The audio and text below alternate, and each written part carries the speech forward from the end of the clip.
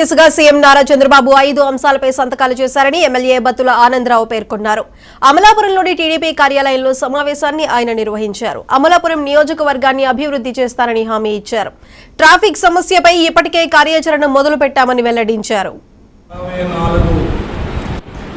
రాష్ట్ర వ్యాప్తంగా అన్ని వర్గాల ప్రజలు ఎన్డీఏ కూటమి ప్రభుత్వం రావాలని కోరుకుని భారీ మెజార్టీతో 164 ఎమ్మెల్యే అభ్యర్థులతో మరి ఎన్డీఏ ప్రభుత్వాన్ని చంద్రబాబు గారు ముఖ్యమంత్రిగా ఏర్పాటు చేయడానికి ప్రజలు మరి ఈరోజు గెలిపించారు.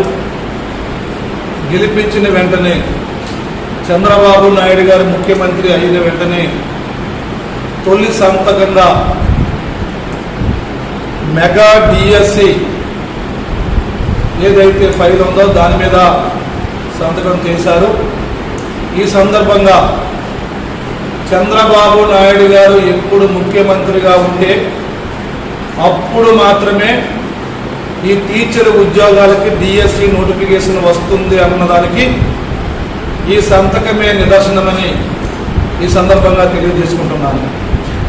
2014-19 గవర్నమెంట్లో చంద్రబాబు నాయుడు గారు 2016లో ఒకసారి, 2018లో ఒకసారి సుమారు 16,828 టీచర్ ఉద్యోగాలకి ఆ రోజు డిఎస్సిని వేసి నిరుద్యోగ టీచరు పట్టభద్రులకి న్యాయం చేశారు.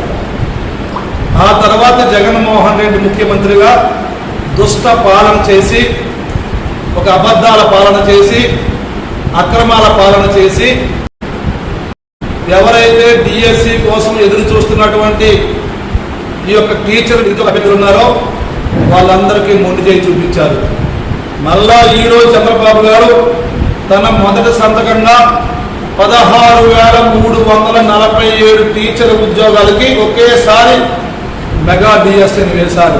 రాష్ట్రంలో 2014 నుంచి 24 ఈ రోజు వరకు చంద్రబాబు నాయుడు గారు మాత్రమే ఈ యొక్క టీచర్ ఉద్యోగాల నిరుద్యోగులకి న్యాయం చేసిన విషయాన్ని మరి సందర్భంగా గుర్తు చేస్తూ రాష్ట్ర వ్యాప్తంగా